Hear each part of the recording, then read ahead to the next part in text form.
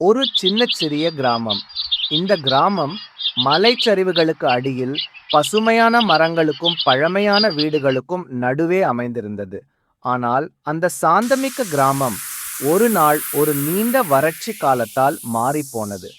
தண்ணீர் இல்லை, பசுமை இல்லை, மக்களின் முகங்களில் துன்பம் படிந்தது. கிராமம் தண்ணீர் இல்லாத பஞ்சத்தால் வாடிக்கொண்டிருந்தது. ஆறுகள் வற்றிவிட்டன, வயல்கள் வாடின, வெற்றிட நீர்த்தொட்டிகள், வாடிய மரங்கள், இவை அனைத்தும் அந்த ஊரின் துயரக் கதையை கூறின. மழை பல மாதங்களாக வரவில்லை. பூமி வெப்பத்தில் காய்ந்தது. இலைகளற்ற ஓர் மரத்தின் கீழ் குழந்தைகள் விளையாடிக் கொண்டிருந்தனர். கிராம மிருகங்கள் பலவீனமாக இருக்கின்றன. மக்கள் வருத்தத்துடன் வாழ்ந்தனர். இந்த கிராமத்தில் இருந்தாள் ஒரு சிறிய பெண்.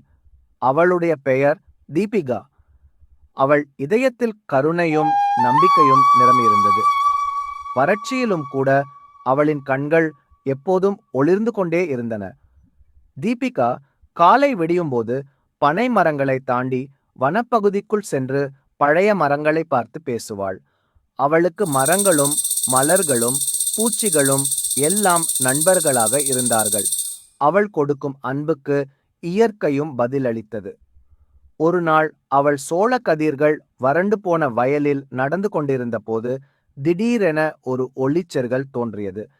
அந்த ஒளிக்குள் நின்றிருந்தார் ஓர் உயர்ந்த முனிவர் பீஷ்மர் என்ற பரிசுத்த ரிஷி. முனிவர் பீஷ்மர் தீபிகாவின் உள்ளம் உணர்ந்து ஒரு மந்திர மாடை பரிசளித்தார். அந்த மாடு ஒரு அருமையான சக்தியுடன் வந்தது. மேலும் தினமும் தனது பால் கிராமம் முழுவதுக்கும் போதும் அளவிற்கு கொடுக்கக்கூடியது. தீபிகா அதிர்ச்சியிலும் ஆச்சரியத்திலும் மகிழ்ச்சியிலும் பரவசமானாள். அவள் மாடை விட்டு கொண்டு வந்தாள். மறுநாள் காலை முதல் மாடு பசுமையாக பசும்பால் கொடுத்தது. அந்த பாலை தீபிகா முதலில் தனது அம்மாவிற்கும் அப்பாவிற்கும் கொடுத்தாள். பிறகு ஒரு பாட்டியை நினைத்து கொடுத்தாள். பிறகு எதிர் வீட்டு குழந்தைக்கு கொடுத்தாள். பரவலாக மாட்டின் பால் கிராமம் எங்கும் சென்றது.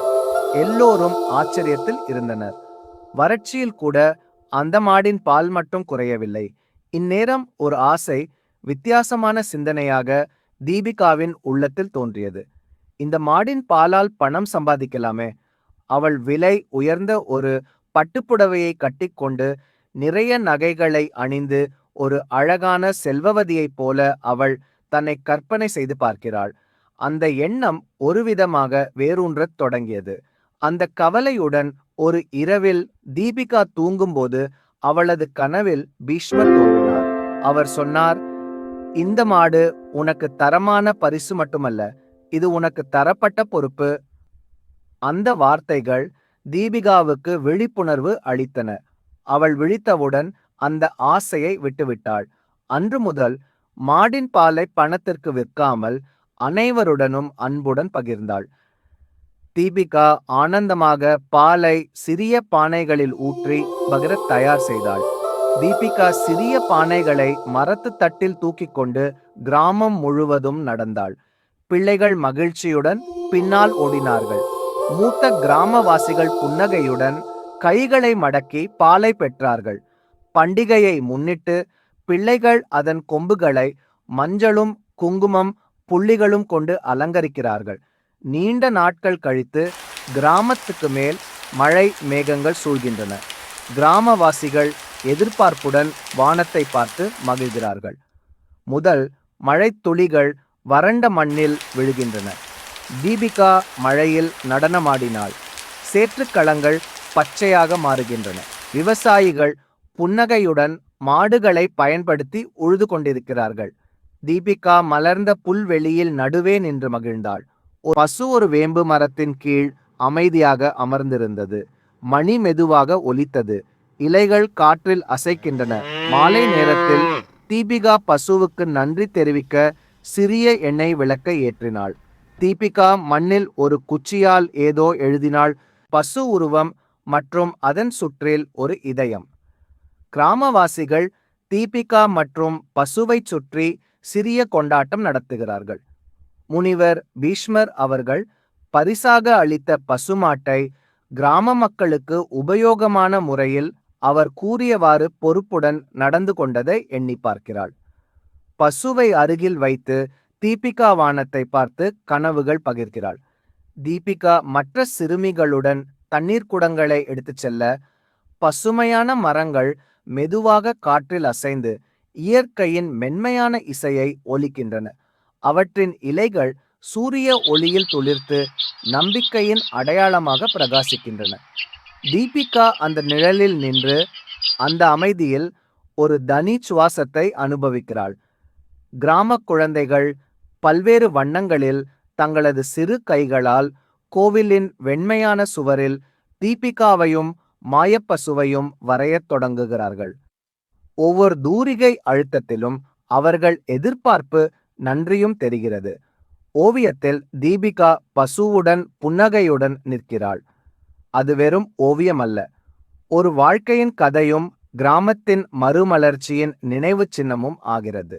பூசாரி கோவிலின் முன்றலில் தீபிகாவும் பசுவும் நின்றபோது முழு மனதுடன் பூவையும் திருநீரும் அவர்களது நெற்றியிலும் கொம்பிலும் அணிவித்து ஆசீர்வாதம் அளிக்கிறார். அவளது கண்கள் ஒளி வீசுகின்றன. பசு அமைதியாக நின்று மணியோசையோடு பதிலளிக்கிறது.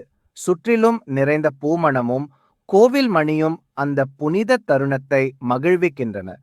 தீபிகாவின் நாட்குறிப்பில் ஒரு பக்கம் அதன் மையத்தில் அவள் எழுதியிருந்தாள், பசு பரிசும் பொறுப்பும்.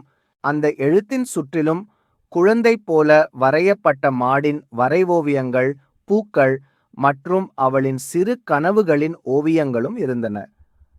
அந்த பக்கம் அவளது வாழ்க்கையின் உண்மையான பயணத்தையும் பெற்றவளாக வளர்ந்த அவளின் உள்ளார்ந்த நியாயத்தையும் பேசிக் கொண்டிருந்தது. பிறகு நாட்கள் சென்றன.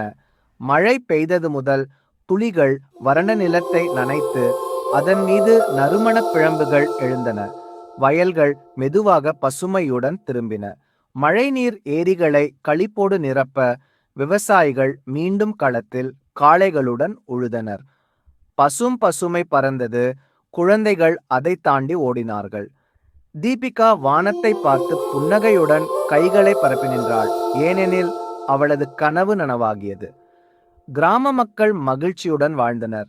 அந்த மாடும் தீபிகாவின் அன்பும் கிராமத்தின் புதிய வாழ்க்கைக்கு அடித்தளமாகின. தீபிகா ஒரு சிறு வயதிலேயே பெரிய பொறுப்புகளையும் வாழ்க்கையின் நுணுக்கங்களையும் உணர்ந்தாள்.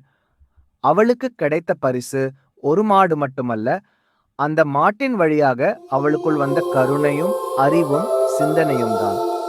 அவள் வாழ்க்கை மாறியது மட்டுமல்ல, ஒரு முழு கிராமத்தின் நிலையும் எதிர்காலமும் மாற்றமடைந்தது. இந்த கதையிலிருந்து நாம் என்ன கற்றுக்கொள்ளலாம்? பழக்கங்களும் பரிசுகளும் சில நேரங்களில் ஒரு சோதனை.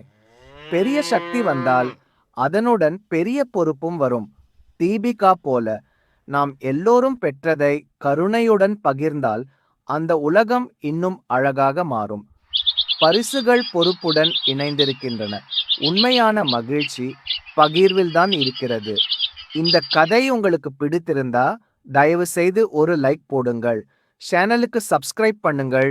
நம்ம கதையை உங்கள் நண்பர்களுடனும் பகிர்ந்து அவர்களுக்கும் இந்த மாயமான பயணத்தை அனுபவிக்கச் செய்யுங்கள்.